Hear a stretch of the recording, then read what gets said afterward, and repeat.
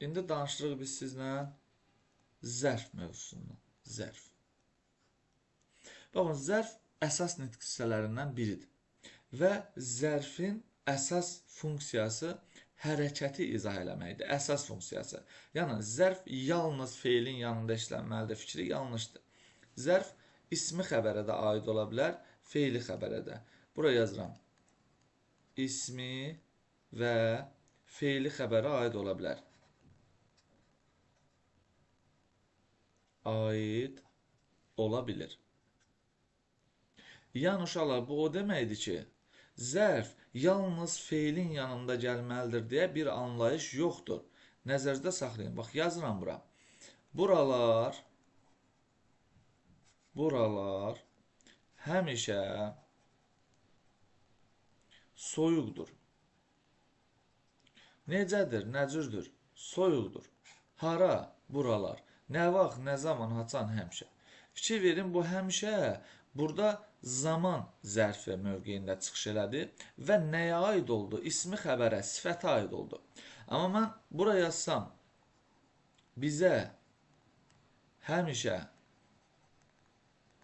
gəl, nə et gəl, haraya, bizə, nə vaxt, nə zaman, haçan, həmişə. Burada zərf artıq feilə aid oldu. Sadəcə olaraq zərf daha çox feilə aid olur. Və bəzi ortaq sözlər var ki, onları mən sizə izah eləyəcəm. Məsəl üçün, deyək ki, az sözüdür, çox sözüdür, bir azdır, bir xeylidir, itidir, yəni sifət gözəldir, qəşəngdir, sifət və zərf kimi, say və zərf kimi işlənə bilən sözlər. Biz onları fərqləndirmək üçün deyirik ki, bu sözlər ismə aiddirsə, məsəl üçün, saydır, feilə aiddirsə, zərfdir. Məsəl üçün, baxın, biz deyirik ki, çox adam deyirsə, kim adam, nə qədər adam, çox adam. Burada biz artıq danışırıq saydan.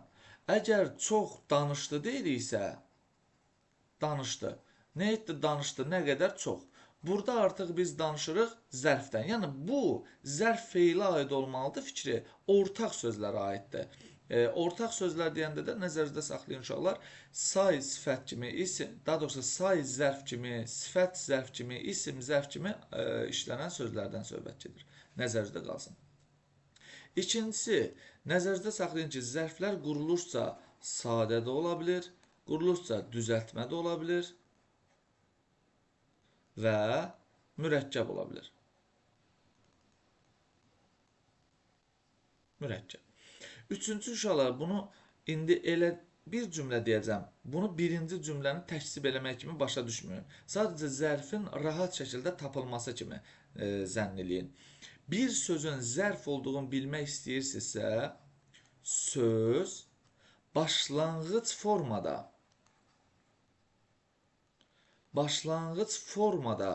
feillə əlaqələnə bilirsə,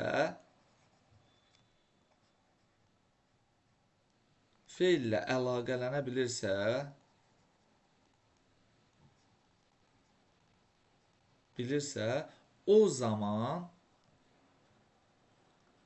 zərfdir.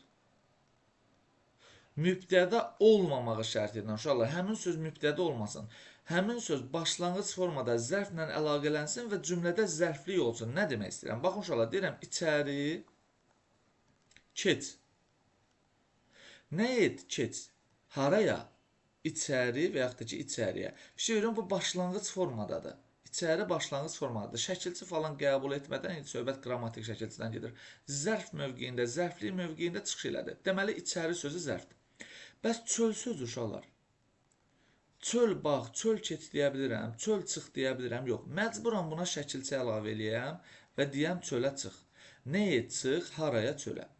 Bəs bunun başlanğıc forması nədir? Başlanğıc forması çöldür. A-ə burada yönlü kal şəkilçidir. Deməli, uşaqlar, çöl sözü isimdir. Zərf deyil. Amma içəri sözü zərfin özüdür və zərflik mövqeyində çıxış edir. Ona görə də nəzərdə saxlayın ki, hər hansı bir söz başlanğıc formada zərf kimi işlənə bilirsə, o zaman ona zərf deyəcəksiniz. Mütləq bunu nəzərdə saxlayın. Növbəti nüans nədən ibarətdir? Dördüncü, zərfin mənaca növləri var. Zərfin 4 mənaca növü var. Zərfin. Baxın, birincisi tərzi hərəkət zərfi. Bunlardan növbəti dərs danışacağam. İkincisi zaman zərfi. Zaman zərfi, tərz hərəkət zərfi. Üçüncüsü yer zərfi. Dördüncüsü kəmiyyət zərfi. Ancaq uşaqlar, bu zərfin növləridir, zərf. Amma biz zərflikdən danışanda zərflik.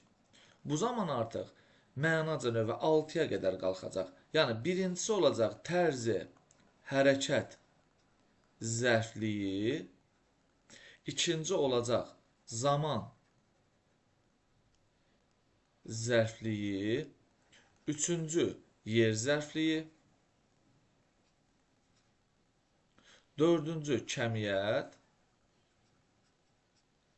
zərfliyi və beşinci səbəb zərfliyi, altıncı isə məqsəd zərfliyi.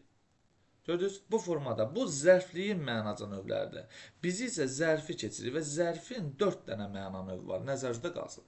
İndi biz keçirik sadə, düzəltmə və mürəkkəb zərflər haqqında danışmağa. Yəni, zərfin quruluşca növləri haqqında danışmağa.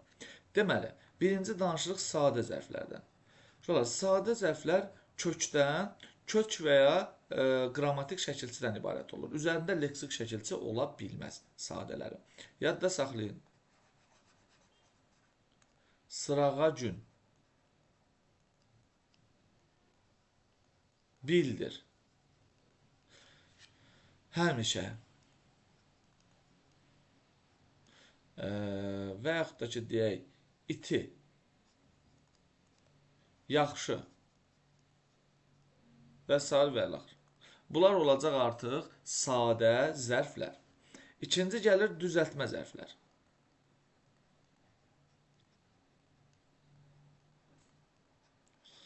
Düzəltmə zərflər digər bütün düzəltmə sözlər kimi uşaqlar leksik şəkilçilər vasitəsilə formalaşır. Birinci şəkilçi casına, cəsinə. Baxın uşaqlar, casına, cəsinə sifətə qoşulmalıdır.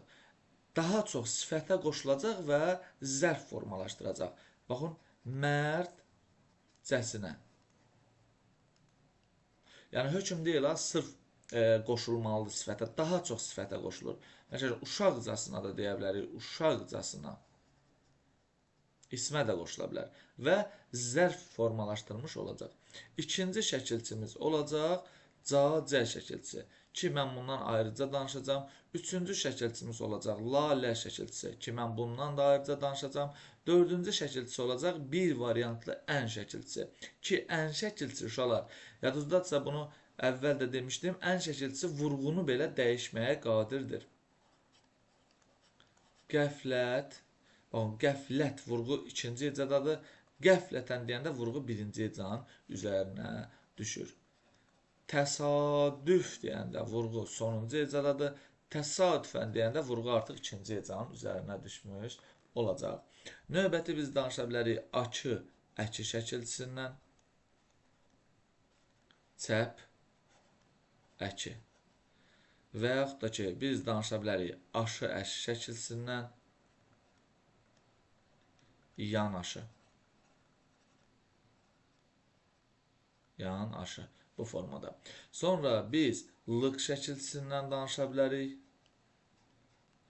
Baxın, həmişəlik.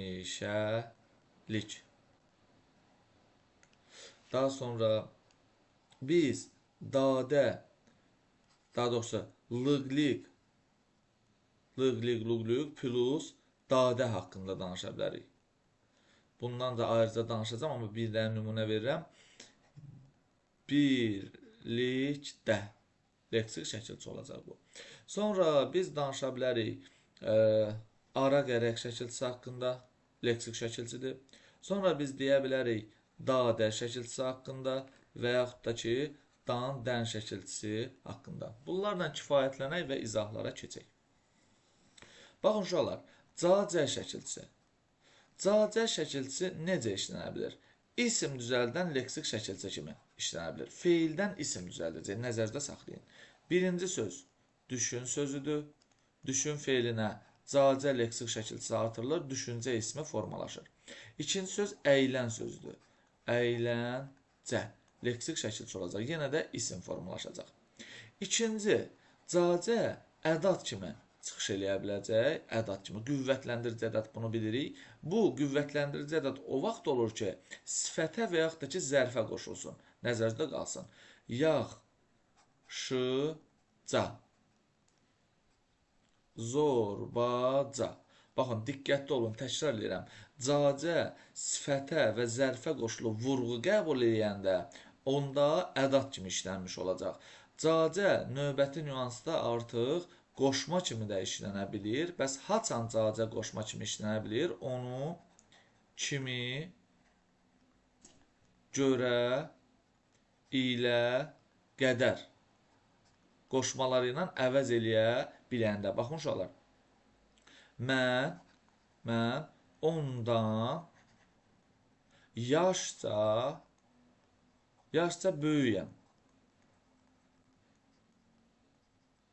Burada uşaqlar yaşca cacə var, ha? Bu qoşmadır. Niyə? Çünki mən deyirəm ki, mən ondan yaşına görə böyüyəm. Qoşmanın mənaca növləri, mənasına görə növləri. Sonra yol boyunca söyüdlər. Burada da uşaqlar cacə olacaq qoşma. Niyə? Yol boyu ilə deyə bilirəm. Filankəs məncə oxumur, vergül sözü. Mən qədər, mən kimi mənasında qoşma olacaq. Növbəti uşaqlar olacaq nə? Zərf düzəldən leksik şəkilçi. Bu nə vaxt olur? Dil bildirən sözlərə qoşulanda. Məsəl üçün, rusca, ərəbcə və s. Bir nüansı da sizin diqqətinizə çatdırıram. Uşaqlar, bu kitablarda yoxdur. Diqqətli olursunuz.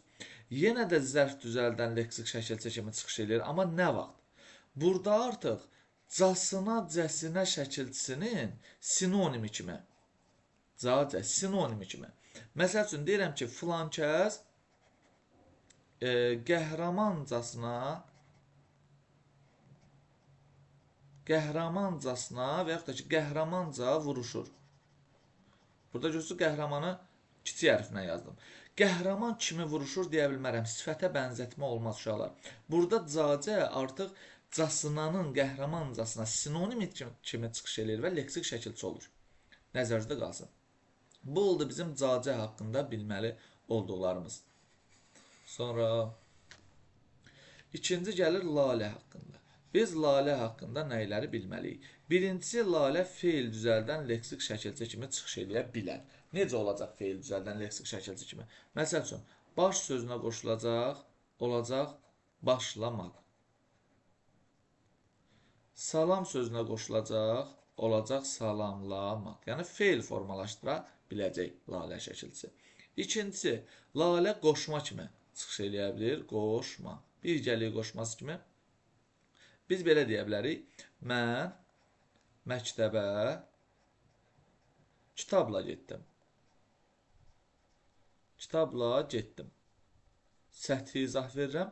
Getdim nə ilə? Kitab ilə. Yadınızda saxlayın ki, uşaqlar, konkret isimlərə qoşulan lalə qoşma olmağa meyillidir. Konkret isimlərə qoşulan lalə. Nəticə çıxardırıq, zərf düzəldən leksik şəkilçi kimi çıxış eləyəndə artıq mücərrəd mənalı isimlərə qoşulacaq. Buradan yazıram. Mücərrəd ismə qoşularaq. Nə olacaq? Zərf düzəldəcək. Məsəl üçün, həyəcanla, diqqətlə, inadla. Necə, nəcür, hansı tərzdə? Tərz hərəkət zərf olacaq. Və uşaqlar, sonuncu olaraq lalə bağlayıcı kimi çıxış edir. Bağlayıcı kimi çıxış edəcək. Bu haqda ətraflı danışacağım bağlayıcı bəhsində. Məsəl üçün, deyirəm ki, dostumla mən getdik. Nə etdik? Getdik. Kim? Dostumla mən. Lalə burada artıq bağlayıcı olacaq. İki eyni dərəcəli üzvü, bərabər hüquqlu üzvü bir-birinə bağlamağa xidmət eləyəcək. Bu olsun uşaqlar bizim cacə lalə haqqında bilməli olduqlarımız. Sonra nəyə bilməliyik? Sonra biz araq, da və dakı haqqında danışacağıq. Bundan əlavə bir şeyin diqqətinizə çatdırım ki, baxın, bu 3 dənə şəkilçi vurğu qəbul etmir. Vurğu qəbul etmir. Bu olsun belə. İndi uşaqlar Araq, Dadə və Dakı dəki haqqında danışım sizə.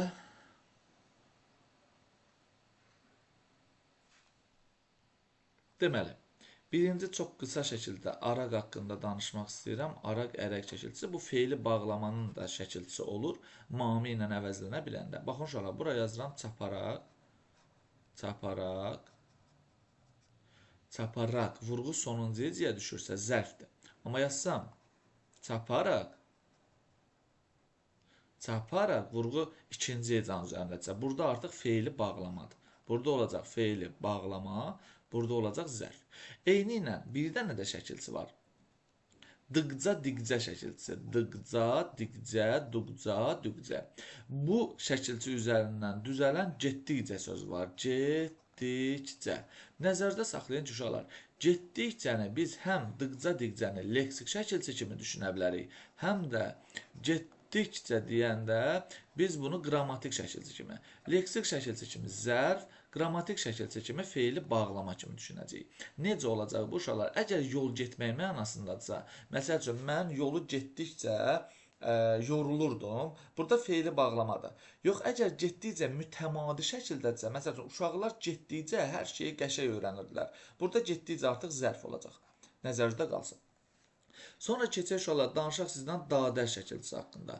Biz axı dadə şəkilçisini yerlikal şəkilçisi kimi bilirik. Yerlikal. Düz deyilmi? Yerli yal şəkilçisi kimi olanda bunun sualı nə olacaqdır? Kimdə, nədə və harada? Uşaqlar, nəzərdə saxlayın ki, əgər dadə yerli kalın suallarına cavab vermirsə, onda zərf düzəldən leksik şəkilçi kimi çıxış eləyəcək. Bu, əsasən bu sözlərə qoşulanda olur. Yay, qış, payız, yaz, bahar, sonra gün, ay, il, uzatmıram, ikisini də yazıram, birlik və təklik sözlərinə qoşulanda. Burada artıq dadə leksik şəkilçi kimi düşünülə bilər, düşünülür yox, düşünülə bilər. Yayda 3 ay var deyirəm, 3 ay var. Hə, var. Nədə? Yayda. Burada nə olacaq? Nədə sualına cavab verdi? Yerli kal. Amma desəm ki mən yayda dincəldik. Dincəldik. Nə etdik? Dincəldik. Nə vaxt, nə zaman, haçan? Yayda. Burada artıq dadə leksik şəkilçi olacaq. Nəzərinizdə qalsın.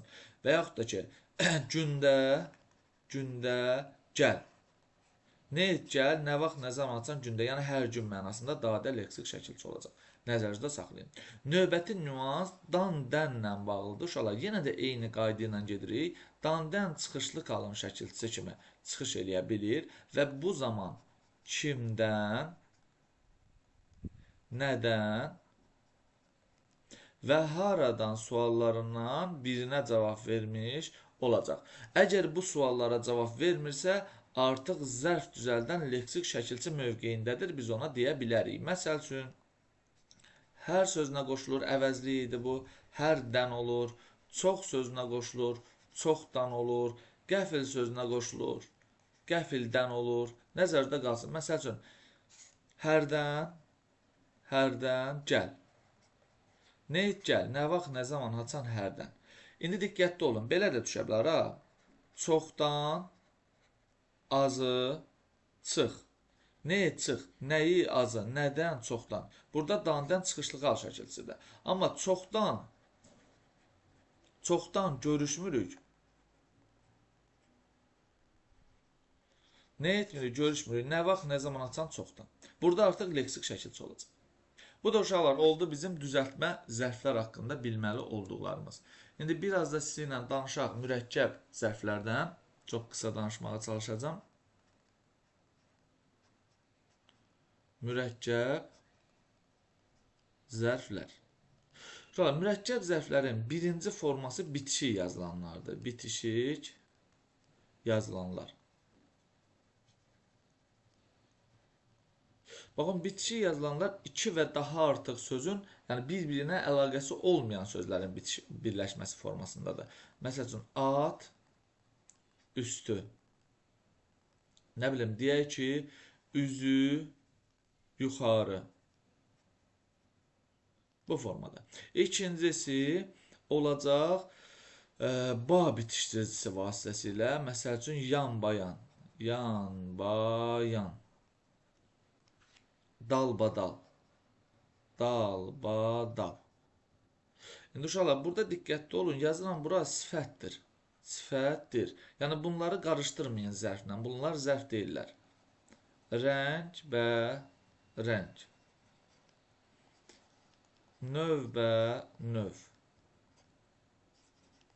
Cür və cür və rəngarəng. Bunlar artıq olacaq sırf sifət. Növbəti nüans nədən ibarətdir? İkincisi gəlir, deməli, deyək ki, defislə yazılanlar.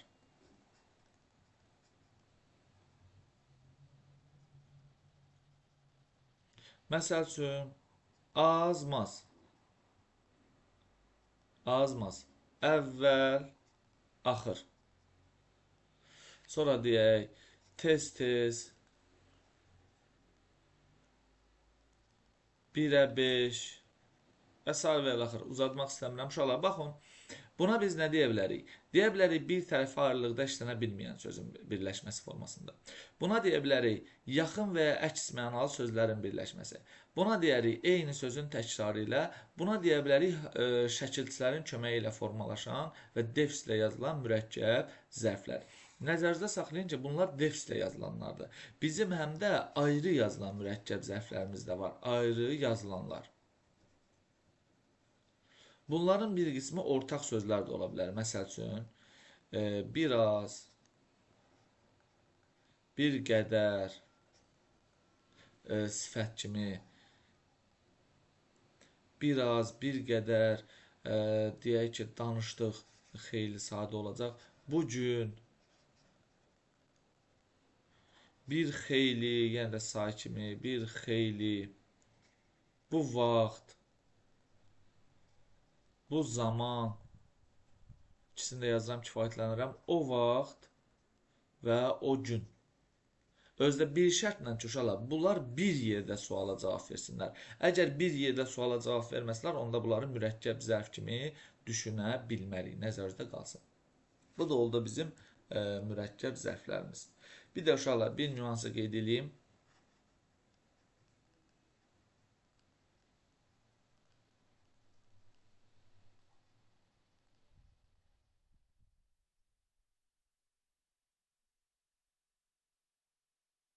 Bunu bir də deyəcəm, amma indidən deyirəm, bunu götürəcəksiniz kəmiyyət zərfi. Kəmiyyət zərfi. Sonra